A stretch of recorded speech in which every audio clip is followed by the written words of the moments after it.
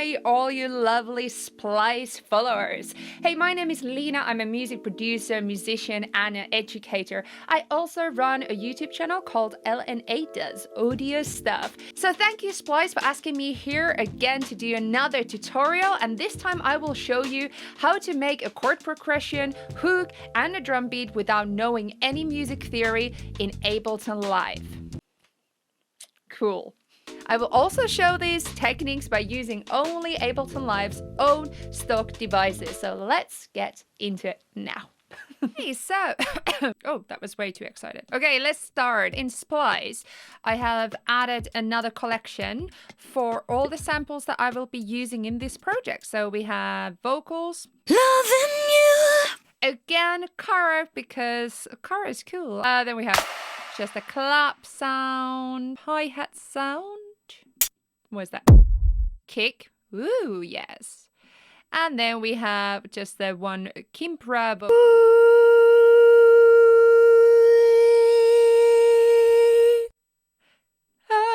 So the first thing I will show you is how to create a chord progression when you don't know any music theory, because samples are fun and we're on a Splice's account, so let's just create an instrument out of a sample. I'm gonna put a sampler to a MIDI track, and then let's just find that one. Yeah, let's just put that one on the sampler like that. All the samples come with a name and then a letter after it. So this letter can stand for scale, key, or an individual note, depending what's in the sample. The good rule is that we're gonna make everything first C. And how do I make it C? Is that I go to browser, I go to audio FX, and then tuner. I just drag and drop it in front of the instrument. So now when I press C on my keyboard, it shows as B flat, which is the same as A sharp. So that can be confusing because sometimes they can be marked as sharp, sometimes as flats, but that doesn't matter because the only thing you need to know is that you need to turn that into C. So when you press the same button, the C on your keyboard, the middle C, this should say C. So let's go to controls. So we're gonna go and find the control called transpose. Again, you don't need to know what that means. Only thing is that you need to move this around until the button that you are pressing is saying C here. Okay, so let's do that. I press that. And okay, straight away, I move this 2 up. And now the same button that I'm pressing says C. So now on, you can just do the same technique to all the samples you are using. So that means that the bass note of your scale will be C. If I press any of the keys on my MIDI controller right now or on my computer keyboard,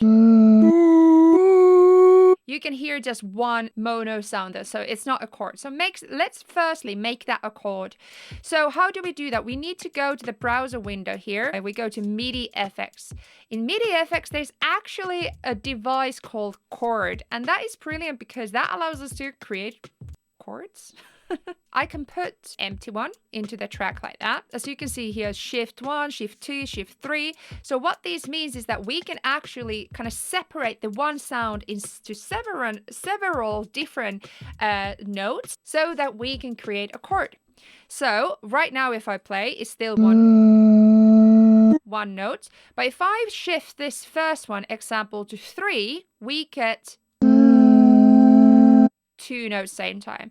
If I go to the second shift 2, I put that into 7, we have a minor chord. So sad. And then if it's 4 and 7, it's major, so it's happy. But what if it's now or not in the right scale? So we're gonna go to where it says scale, and under there, if you go to the presets, you can select major or example C minor. So example, I want to go to minor, so I'm going to take the C minor and I'm going to put it after the chord here. The scale device is now transforming this chord into whatever scale I want it to be. Okay, so example, I wanted to go to D. So now in this bass note, which means it's the bass note of the chord, I'm gonna go and just transform this into D. Now everything I play will be in D minor. How cool is that? Also, let's just, before we play, I'm just gonna line the sample in a simpler. I didn't like the beginning of the sample, so that is a bit better. Perfection.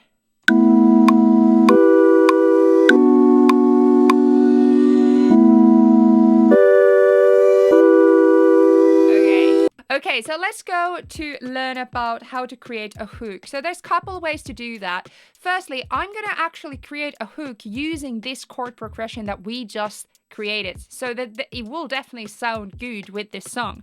So what I will do is firstly just duplicate this track like that, and then I will freeze this duplicated sample and then flatten it like that. So now I converted it into audio sample.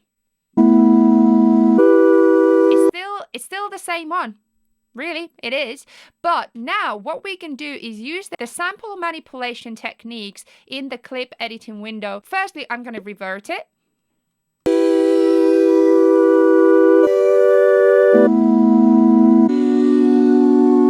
So that's already kind of the melody line. Do, do, do, do, or something like that.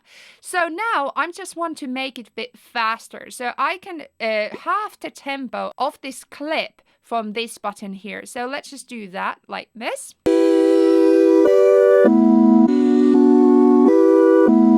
So what I can do is half it again if I want it to be faster.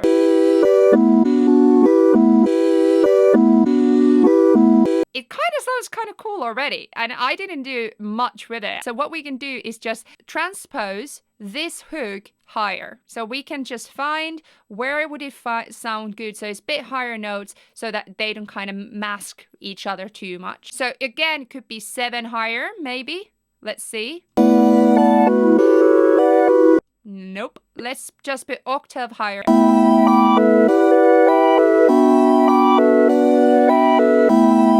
Cool. So I can always use the loop phrase on the top here and just edit it, and also of course using the what are these warp markers. So example, I could just extend the back area here, so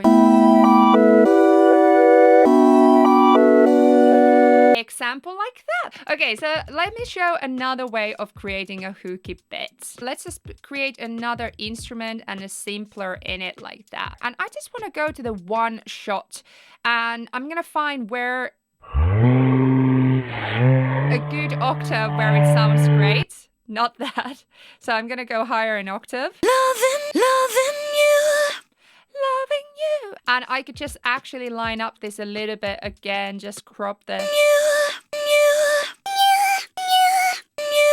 like that, so that we have a nice cool instrument now ready for a hooky bit. So what I'm gonna do is take in the abbreviator here, and I'm just gonna put that in front of the instrument. And abbreviator is our new best friend. What abbreviator does is that it generates a rhythm for us. So now if I press A again, so you already might see why I'm using this. So what we can do is also create steps and distance. Okay, so now it's going quite high up. So what I'm gonna do is that the distance, so example, I could use 5, or just 3 or 4, or 4. I'm gonna do the same thing. I'm gonna go to scale, open the presets, and from there I'm gonna take the C minor and change that to D. So now it's in D minor. So now anything I play again will be in D minor. What we can do is go to the style and just change from here the sequence style. We can change the rate of the rhythm. A repeat, which is allows how many times it's going to repeat the pattern. So we can use the retrigger. So it will retrigger on the every set of the notes that is being selected.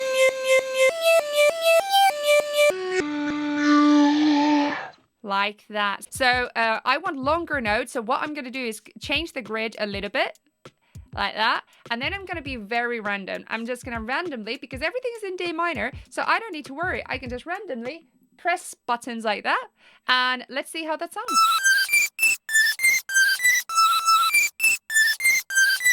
Sounds really cool actually, but it's a bit too high. So let's just put that octave lower. So I'm just gonna press shift and then keys down.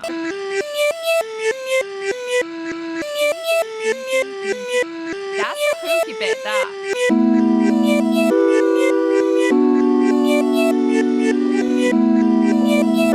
Oh, that's kind of nice. Oh, I kind of like that. So the next thing we're going to be doing is adding some drums. Yeah. So what we're going to do is create a drum rack like this and just put that in the new track. So we had some drum sounds, so kick. I'm going to put that in C1, and then we had hi-hat sound. Okay. And then I'm going to put the clap. And what we're going to be doing is now create a drum sample like this. And what you can see now is on the drum rack, you can see that these are the sounds here. So kick is on the bottom, then clap, and then hi-hat. Okay. And what we need to do is just create one really long note like this. So I'm going to double click here to create a MIDI kicks note. Then I'm going to drag like that. Okay, so what we're going to do then is we have C1, and then let's just put the hi-hat as E, and then the clap as D. So that means that they are now in the white keys basically, because it's C, D, and E. Next thing we're going to be doing is that we're going to add a arpeggiator to the track like that. Okay, so we have +2 in distance, and then we have 3 steps going up. So again, we don't have any rhythm on this sample here, but we only have just one long MIDI note like this, okay? Look what happens now with these settings with the arpeggiator when we press play. There's a rhythm. How cool. So now we can use the style, the sync, and the retrigger to actually activate different patterns using this technique. I love this technique because it's just so fun for like new inspiration or finding new rhythm, especially because I'm not a drummer. So what we can do also is change the rate.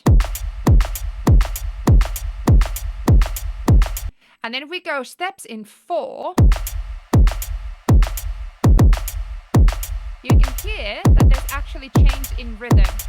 We go steps in 5. There's again change in the rhythm. The amount of different steps will activate the different MIDI slots on the drum rack. So what that means is, of course, you can add more sounds into the pattern, and then that means that you can have more complicated rhythm.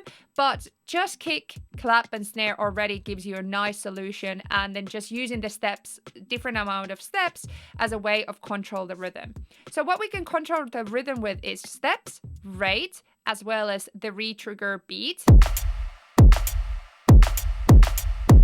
as well as repeat here. So we can go example 1/8 bar on the beat, and you can hear it sounds very different. Yeah, or here.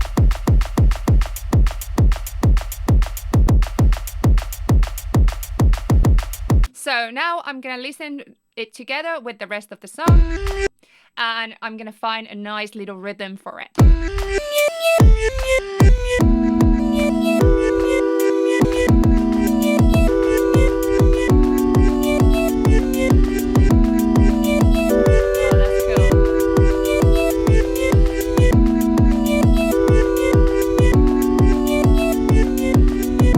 There we go. Okay, and that was a whole song without any music theory. Just numbers that you need to know. Hey, thank you so much for watching this video, and make sure that you check out my YouTube channel called LNA Does Audio Stuff for much more Ableton Live content. So thank you so much, Splice, for having me here for another video, and I really hope to see you all soon again. Bye!